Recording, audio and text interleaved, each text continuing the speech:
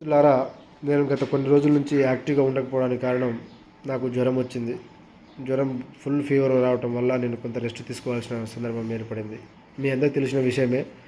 గత 25 రోజుల నుంచి నేను దీక్షలు, ధర్నాలు, ముట్టడులు నాకు చేతనైనంత కాడికి నేను చేసుకుంటూ వస్తున్నా. నా బాడీ కూడా ఒక ఫైనల్ స్టేజ్కి వచ్చింది. That I have to take the rest అనేది అనిపించి ఒక 2-3 రోజులు నేను రెస్ట్ తీసుకోవడం జరిగింది. ఇప్పుడు కొంతవరకు బెటర్గానే ఉంది.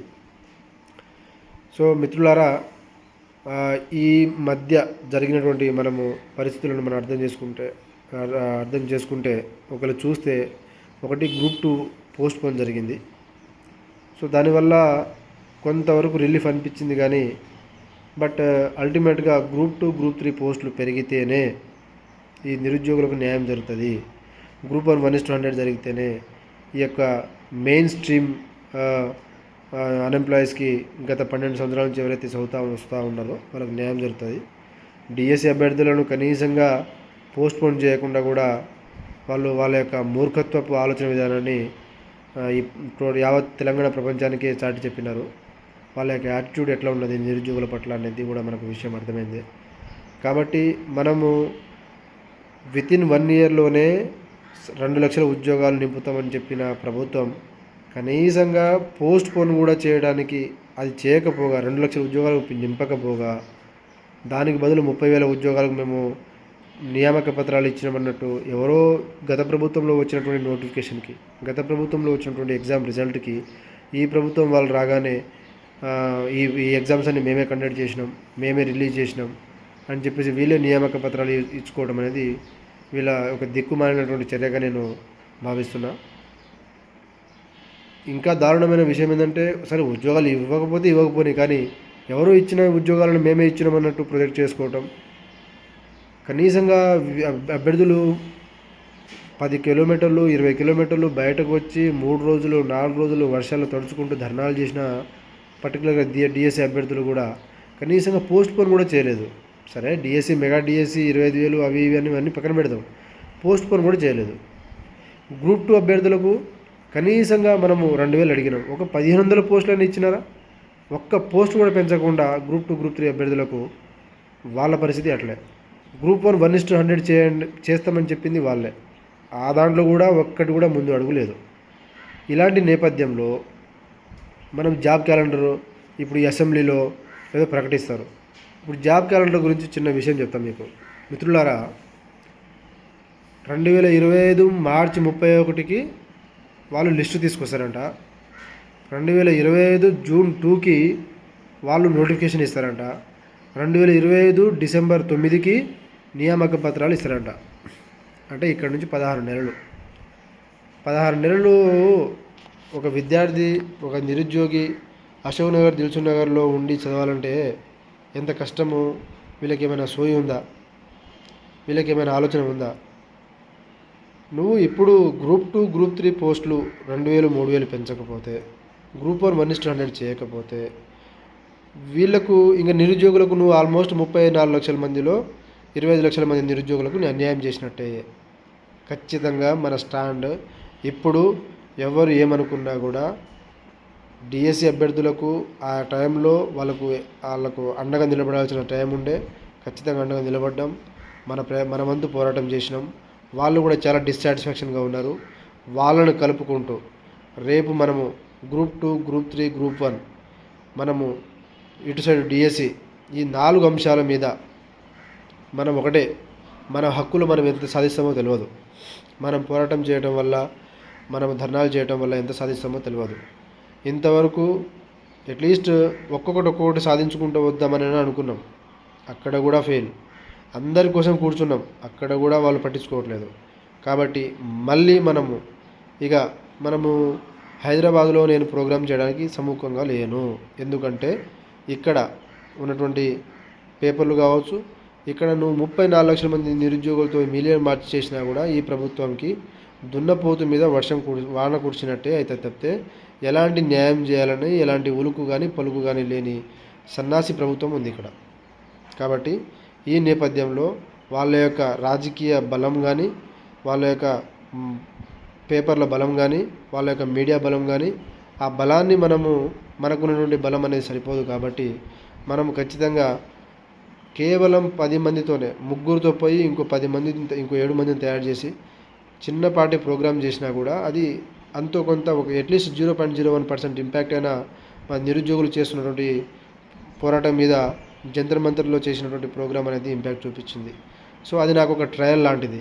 అక్కడ ఎట్లా వెళ్ళాలి, ఎక్కడ ఉండాలి, మనం ఏ మీడియాని వాడాలి, నేషనల్ లెవెల్లో ఎవరెవరి సపోర్ట్ తీసుకోవాలి, ఇవన్నీ ఇప్పుడు ఒక అంచనా వచ్చింది. కాబట్టి ఈ ప్రాసెస్లో నేను కొంతమంది మేధావులతో, మన తెలంగాణలో ఉన్నటువంటి మేధావులతో కూడా, వాళ్ళు ఉద్యమకారులతో కూడా మాట్లాడడం, వాళ్ళు చెప్పిన ఆలోచన ప్రకారం కూడా మనము అందరినీ కలుపుకొని, అందరి సపోర్ట్ తీసుకొని, మనము ఎంతమందితో కుదిరితే అంతమందితో మనము ఢిల్లీ వెళ్ళే బ్యాచ్ ఒకటి ఉండాలి. అక్కడ రాని వాళ్ళు ఇక్కడ ఎక్కడి స్టడీ హాల్స్లో వాళ్ళు, అక్కడ ఎవరి ప్లాట్ఫామ్లో వాళ్ళు, ఇప్పుడు అశోక్ నగర్లో ఉన్న వాళ్ళు అశోక్ నగర్లో, దిల్సుఖ్ నగర్లో ఉన్న వాళ్ళు దిల్సుఖ్ నగర్లో, ఉస్మానియా యూనివర్సిటీలో ఉన్న వాళ్ళు ఉస్మానియా యూనివర్సిటీ, చలో ఢిల్లీ కార్యక్రమం పోస్టర్ రిలీజ్ చేసే ఒకరు ఉండాలి, పోయేటోళ్ళు ఇంకో టీం ఉండాలి. ఇట్లా తెలివిగా మనము వెళ్ళగలిగితేనే, లేదంటే పోయేటోడిని కూడా ఆపేస్తారు. కాబట్టి తెలివిగా మనం అక్కడ వెళ్ళటం, వేల మందితో వెళ్ళాలి. జంతర్ మంతర్లో జంగ్ సైరన్ మనము మోగిస్తే ఢిల్లీ మొత్తం, ఢిల్లీ కాదు దేశం కదలాలి. మనం ఓడుతామా లేదా తెలియదు, మనకు గ్రూప్ 2 గ్రూప్ 3 పోస్టులు పెంచడా తెలియదు, డిఎస్సి మెగా డిఎస్సి చేస్తాడా తెలియదు. డిఎస్సి వాళ్ళకు చాలామంది అభ్యర్థులు రద్దు, వాళ్ళు ఎగ్జామ్ మాకు టైం లేదు, మాకు రద్దు కావాలని చెప్పేసి ఏదో పిటిషన్ వేస్తున్నారు. డిఎస్సి అభ్యర్థులారా, మీరు చేయాల్సిన న్యాయ పోరాటం చేయండి. కేసుల ద్వారా మీకు కోర్టుల ద్వారా న్యాయం చేస్తే కోర్టుల ద్వారానే వెళ్ళండి. మీకు ఏ మార్గం కరెక్ట్ అనిపిస్తే ఆ మార్గం వెళ్ళండి. కానీ అల్టిమేట్గా గ్రూప్ 1, గ్రూప్ 2, గ్రూప్ 3, డిఎస్సి మనం ఇక్కడ ఇక మనకి ఈ ఉద్యోగాలు, ఈ ఉద్యోగాలు ఆ ఉద్యోగాలతో మనకు అవసరం లేదు. మనం పోదాం, ఢిల్లీ పోదాం, ఢిల్లీ జంతర్ మంతర్లో జంగ్ సైరన్ మోగిద్దాం. దేశం మొత్తం తెలంగాణ నిరుద్యోగుల పోరాటం ఎట్లా ఉంటుందో చేసి చూపిద్దాం. మనం ఓడిపోయినా పర్లేదు, ఒక్క ఉద్యోగం రాకున్నా పర్లేదు, మనకు ఒక్క ఉద్యోగం రాకున్నా పర్లేదు, ఒక్క పోస్ట్ పెరగకున్నా పర్లేదు, కానీ వీళ్లకు మనం ఏందో చేసి చూపిద్దాం. ఎందుకంటే స్థానిక సంస్థల ఎన్నికలు అంటాం, మనం ప్రచారం చేసినా ఏం చేసినా వాళ్ళ గవర్నమెంట్ కూలే పరిస్థితులు అయితే లేదుగా. కూలినప్పుడు వాళ్ళ గవర్నమెంట్ పడనప్పుడు దానివల్ల వాళ్ళు ఎందుకు భయపడతారు? కాబట్టి ఇక్కడ ఉన్నటువంటి ముఖ్యమంత్రి 30 రోజుల్లో అట్లీస్ట్ నాకు తెలిసి ఒక 15 రోజులు 10 రోజులు ఆ ఢిల్లీలోనే పోయి వస్తున్నాడు. అంటే వీళ్లకు పైన అక్కడ సోనియా గాంధీ, రాహుల్ గాంధీ వీళ్ళతో అంత భయం ఉంటుంది. కాబట్టి ఈ భయాన్నే మనం ఒక ఆసరాగా తీసుకుంటూ అక్కడ మనము ఒక వారం రోజుల పాటు ఢిల్లీ జంతర్ మంతర్లోనే ధర్నాలు చేస్తే ఖచ్చితంగా ఆ యొక్క ఇంటెలిజెన్స్, ఆ యొక్క సమాచారం, ఆ యొక్క ఇంపాక్ట్ అనేది ఖచ్చితంగా మన రాహుల్ గాంధీ, సోనియా గాంధీ వాళ్ళకు వెళ్తుంది. వెళ్ళిన తర్వాత వాళ్ళే మనతో చర్చలకు వచ్చే రోజులు పిలిచి మాట్లాడే పరిస్థితి, మనం అలాంటి పోరాటం మనం చేయగలిగితే అప్పుడు మనం వీళ్ళ యొక్క భాగవతం తెలంగాణలో పిడిగుద్దులు ఎట్లా గుద్దుతున్నారు, ఉస్మానియా యూనివర్సిటీ వేదికగా ఎట్లా గుద్దుతున్నారు, ఎట్లా పిల్లలు ధర్నాలు చేస్తే ఎట్లా కంట్రోల్ చేస్తున్నారు, పోలీస్ వ్యవస్థలు ఎట్లా వాడుతున్నారు, అశోక్ నగర్లో ఉన్నటువంటి లైబ్రరీలో ఉన్నటువంటి నిరుద్యోగులను తాళం వేసి మరి ఎట్లా ఇబ్బంది పెడుతున్నారు, హాస్టల్లో నుంచి బయటకు వచ్చే పిల్లల్ని కూడా ఎట్లా ఎత్తుకొని పోయి వాళ్ళు నిర్బంధిస్తున్నారు. ఇవన్నీ చెప్దాం. అక్కడే ఉందాం, అక్కడే రాష్ట్రపతిని కలుద్దాం, అక్కడే ఉందాం, అన్ని పార్టీలను కలుద్దాం, అక్కడే ఉందాం. అన్ని పర్టికులర్గా సోనియా గాంధీ, రాహుల్ గాంధీ వీళ్ళను కలిసే ప్రయత్నం చేద్దాం. అది ఎప్పుడంటే మనం ధర్నా చేయకముందు కలవడం కాదు, మనం ధర్నా చేయాలి, కూర్చోవాలి. అప్పుడు వాళ్ళ దృష్టిలోకి పోతుంది ఆ సమస్య. అట్లాంటి ఒక బలమైనటువంటి కార్యాచరణ మనం చేస్తేనే వీళ్ళ మీద మనము మన యొక్క ఆత్మగౌరవం చూపించుకోవాల్సిన సందర్భం ఇది. అంతే, ఆత్మగౌరవం కోసం మనం పోదాం. నాకు తెలిసి 100%గా అక్కడ సోనియా గాంధీ, రాహుల్ గాంధీ వరకు కనుక మనము వీళ్ళ యొక్క నిర్బంధాల గురించి, వీళ్ళ యొక్క చేష్టల గురించి, వీళ్ళ యొక్క పరాకాష్ట గురించి మనం వాళ్ళ కనుక తెలియజేసేలాగా పోరాటం చేయగలిగితే మాత్రం ఖచ్చితంగా మనకు న్యాయం జరుగుతుందన్న విశ్వాసం నాకుంది. అది అక్కడ మనం చేసే పోరాటం అనేది ఖచ్చితంగా ఈసారి మనం విజయంతోనే వస్తామనే ఒక భరోసా కూడా నాకుంది. కాబట్టి మిత్రులారా, మీరు ఆలోచన చేసుకోండి. ఇప్పుడు ఈ వీడియో కింద మీ యొక్క కామెంట్ల రూపంలో మనము మీరు ఎంతమంది విల్లింగ్గా ఉన్నారు, మీ యొక్క ఆలోచన విధానం ఏంది, మీ యొక్క ఒపీనియన్ ఏంది అనేది మీరు అన్నీ చెప్తా ఉండండి. ఈ యొక్క వీడియోని మ్యాక్సిమం అన్ని చోట్ల మన యొక్క వాట్సాప్ గ్రూపుల్లో వాళ్ళకు స్ప్రెడ్ చేయగలిగితే వాళ్ళ యొక్క ఒపీనియన్ కూడా మనకు వస్తూ ఉంటుంది. సో దాన్ని బట్టి మనము ఒక ఫీడ్బ్యాక్ తీసుకొని ఎప్పుడు వెళ్ళాలి, ఏ టైం వెళ్ళాలి, మీరు కూడా మీ యొక్క ఒపీనియన్ చెప్పండి. మనం ఏ టైంలో పెట్టుకుందాం, ఎలా ఆర్గనైజ్ చేద్దాం, ఎలా మొబిలైజేషన్ తీసుకుపోదాం, ఎలా సపోర్ట్ తీసుకుందాం, మీకు అన్ని తోచిన సలహాలన్నీ మనము ఈ యొక్క ప్రోగ్రామ్కి సంబంధించినటువంటి సలహాలు ఇవ్వండి. దాంతోపాటు మీరు ఎంతమంది వస్తున్నారో కూడా, దాంతోపాటు మీరు ఎంతమంది రావాలనుకుంటున్నారో కూడా మీరు ఆ యొక్క కామెంట్లో పెట్టండి. నా నంబర్ వచ్చేసరికి 8519974142. మీరు ఎవరైనా రావాలనుకున్న వాళ్ళు ఈ నంబర్కి వాట్సాప్ చేయండి, మెసేజ్ చేయండి. నేను దాన్ని సేవ్ చేసుకొని మనం పర్టికులర్గా ఎవరైతే పోదామనుకుంటున్నారో మనం ఒక కోర్ టీమ్గా తయారయ్యి ఒక సపరేట్ గ్రూప్ ఉంటుంది. ఎందుకంటే ఈ ఇంటెలిజెన్స్ వాళ్ళందరూ ఆ గ్రూపులో ఈ గ్రూప్లో అక్కడి నుంచి ఇక్కడి నుంచి వచ్చేసి మనతో పాటు ఉద్యమాలు చేద్దామని చెప్పేసి, మనతో పాటు వస్తాం సార్ అని చెప్పేసి మన యొక్క ఇంటెలిజెన్స్ రిపోర్ట్స్ అన్నీ తీసుకుంటూ ఉంటున్నారు. కాబట్టి మనం కొంచెం అలర్ట్గా ఉండాలి. కాబట్టి మనం ఒక సపరేట్ గ్రూప్ అనేది ఉంటుంది.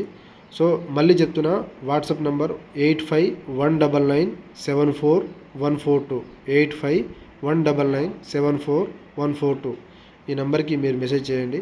కామెంట్ల రూపంలో మీ యొక్క సలహాలు, సూచనలు, ఎంతమంది వస్తున్నారు, ఎలాంటి కార్యాచరణ, ఇది కాకుండా ఇంకేదైనా కార్యాచరణ చేస్తే బాగుంటుందా అనేది మీ యొక్క ఒపీనియన్ ద్వారా తెలియజేస్తారని చెప్పేసి ఆశిస్తూ, ఇట్లు మీ మోతీలాల్ నాయక్.